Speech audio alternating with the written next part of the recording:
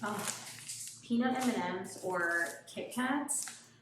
One of these are my favorite. I don't know. I love them both.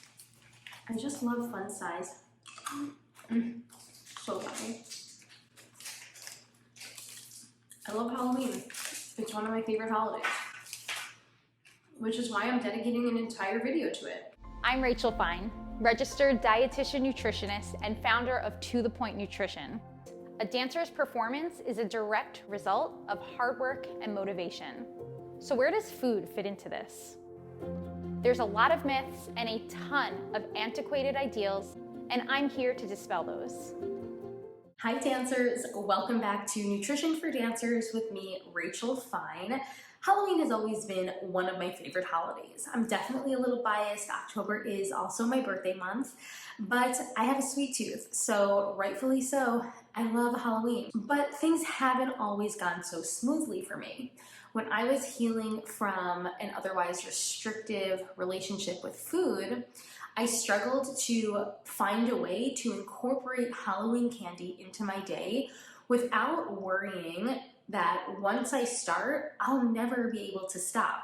It was that constant fear of feeling like I was gonna overdo it on the sweet stuff. But luckily, intuitive eating came into my life and taught me that any and all foods really can be included into our meal plans without guilt and without strings attached. In other words, I can incorporate Halloween candy into my days and weeks, not even just during October, but at any point during the year, without having to feel guilty or overwhelming stress about it. And now I'm here to teach you how to do exactly that. The goal is to build confidence with ourselves that when it comes to anything, but in this instance, Halloween candy, we can incorporate these options into our day feeling confident that we can eat this in a way that will leave us feeling good, physically, mentally, and emotionally.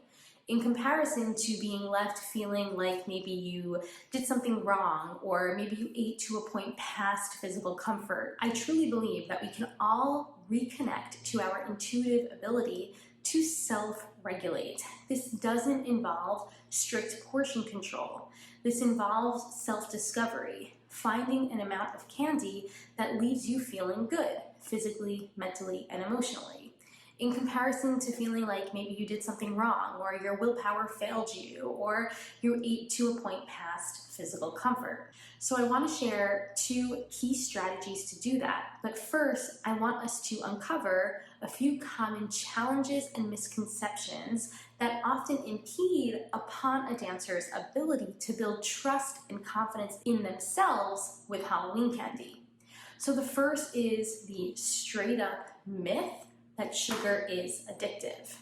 In fact, there is no convincing evidence that shows us that sugar is addicting.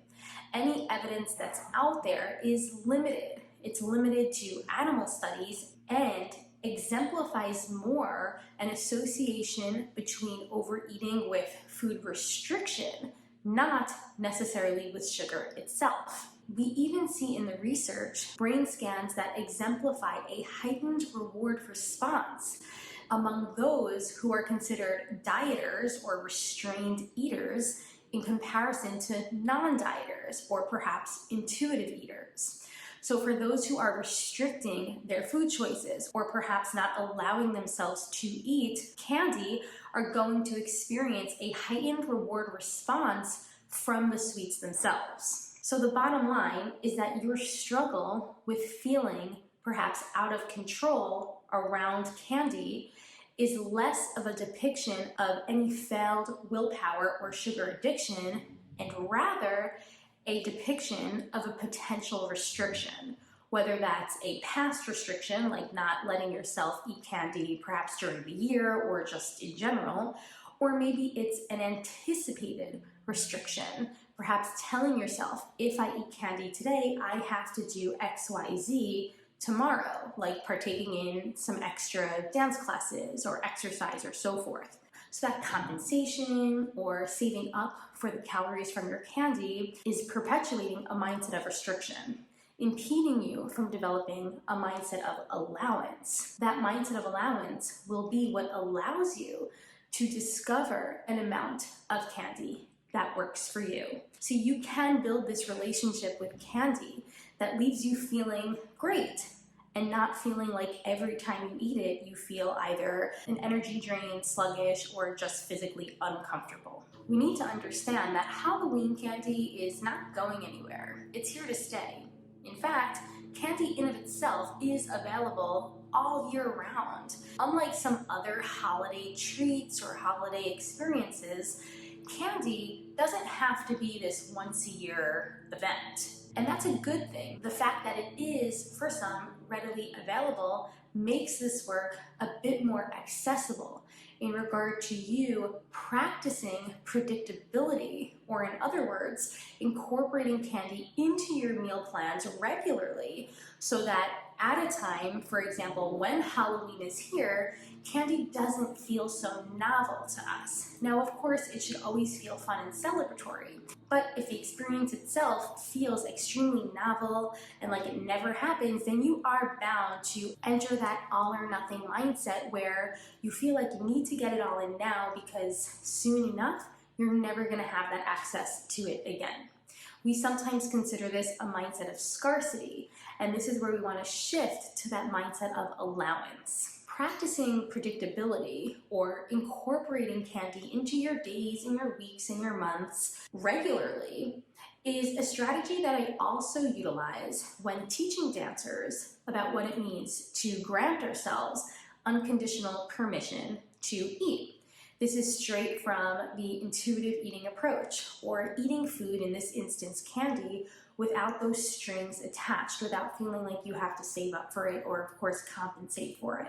We can also utilize the Healthy Dancer food flexibility algorithm in our decision making around food. So, as an example, incorporating candy into your day can be optimal at certain times versus other times. An example would be candy is a great source of quick energy. So you might need to have that quick energy if you have a long string of classes and rehearsals. Or you can also incorporate your candy as part of your meals and snacks, which will further help to prevent a major influx of sugar that could cause you to feel sluggish and drowsy in your actual dance class. So there are certain strategies that we can consider when it comes to actually including candy throughout your day, especially when you have that influx of candy perhaps around this time of year. One thing that I do love about Halloween candy is that it's fun-sized, or like mini versions of your favorite candy. The reason I love this is not because of any supposed portion control, but rather it just makes for an easier and more convenient way to throw some of these different types of candies into your bags or into some of your meals and snacks. So what are the two key strategies that you can start implementing today to build a healthier Halloween? Well, the first is that I want you to prioritize nourishment. This goes back to what I was saying earlier about not saving up your calories or feeling that you need to compensate for the candy you're eating. We still want to honor practical hunger. Practical hunger is eating in response to a flexible eating routine. This essentially means that you're flexibly planning about 3 meals, maybe 2 to 3 snacks throughout your day. These meals and snacks are balanced among the macronutrients. You have sources of carbohydrates, protein, fat. This is essentially to provide your body with the nourishment and the tools it needs to just function both metabolically and physically for your dancing. Now from there, we can incorporate candy throughout those meals and snacks. Perhaps choose times when you will have time to enjoy those candies more mindfully. This essentially means that you're tuning into some mindful eating techniques. This allows you that time to practice self-discovery. Self-discovery in determining an amount of that candy that leaves you feeling good, not feeling drained, sluggish, or perhaps physically uncomfortable. Incorporating these balanced meals and snacks regularly throughout your day, even around the holiday season and on the day of the holidays like Halloween, it's not meant to crowd out opportunities for you to eat candy, but rather set you up so when you do eat candy at those instances, you are more able to honor taste hunger, utilize mindful eating techniques rather than the extreme hunger we feel when having to make up from a calorie deficit. In those instances, you're less likely to tune into mindful eating techniques and even less likely to stop eating when you feel full and satisfied. And the second key strategy that I want you to remember for Halloween is to consider self-compassion. You see, wellness culture pathologizes overeating, or I like to say eating to a point past physical comfort.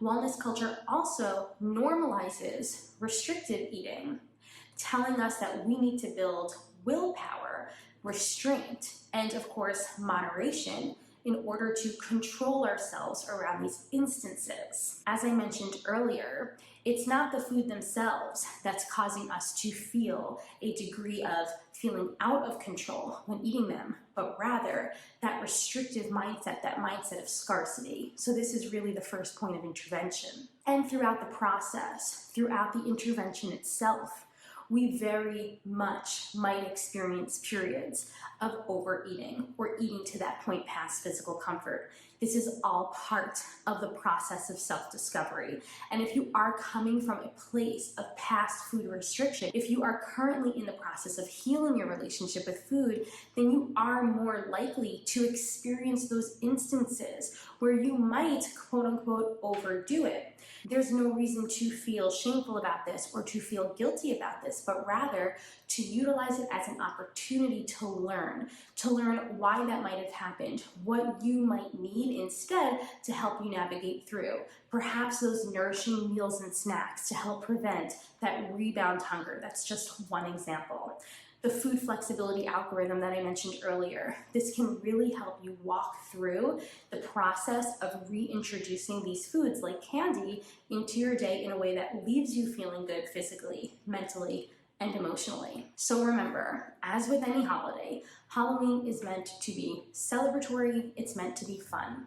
If you are feeling worried, if you are feeling like you need to restrain yourself from candy, then you're going to turn an otherwise fun experience into something that's really not fun. So let's embrace these truths together. Let's avoid the mindset that we need to steer clear of candy itself. Let's start to think about the need for including these fun, sweet options at times other than just around Halloween. And if you're truly struggling with that process of discovering an amount of candy that feels good to you, it could be a sign that you might need to incorporate candy into your daily meal plans at other points rather than just Halloween. There are so many more tools that you can consider to help you through this process. Food neutrality is another one. Reducing those thoughts, those good versus bad, healthy versus unhealthy labels around food can also help you in the process. To learn more, just head over to my blog, dancenutrition.com, where you can dive into all of these concepts to help you rebuild your relationship with candy. Until next time, subscribe, and I'll see you later. Happy Halloween!